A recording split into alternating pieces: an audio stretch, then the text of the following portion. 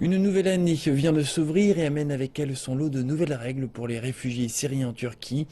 Les déplacements de ces personnes sont devenus plus stricts alors que la Turquie s'aligne sur l'accord obtenu avec l'Union européenne pour limiter le flux de réfugiés et de migrants et donner aux Syriens le droit de travailler en Turquie est encore soumis à un lourd débat.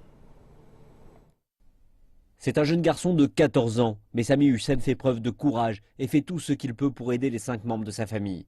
Et comme la plupart des Syriens, Sami n'a aucun droit légal de travailler en Turquie, principalement en raison de son âge, mais cela ne semble pas réfréner les commerçants turcs, comme Fakirullah Sanli, qui en a embauché 4 l'année dernière. Ils travaillent de façon plus résolue que d'autres personnes qui pourraient travailler ici. Ils travaillent de façon très propre car ils ont besoin de cet emploi. Fakirullah apparaît imperturbable face à l'amende de 2900 $ qu'il encourt pour chaque employé illégal s'il est pris. Une enquête ne causerait aucun problème. Et absolument, ils continueront à travailler ici. Selon les derniers chiffres, sur les 2,2 millions de réfugiés syriens en Turquie, environ 400 000 travailleraient sans être enregistrés, et la plupart pour moins que le salaire minimum national. Et dans un pays avec déjà 10% de chômage, cela suscite la colère des Turcs qui estiment que les Syriens leur prennent leurs emplois. Ils ont entraîné une tendance à la baisse des salaires, ils ont réduit le nombre d'offres d'emploi et le taux de criminalité a augmenté. Cela affecte négativement notre pays. Il y avait déjà le problème du chômage dans le pays et la question des réfugiés rend cela chronique avec plus de 2 millions de réfugiés.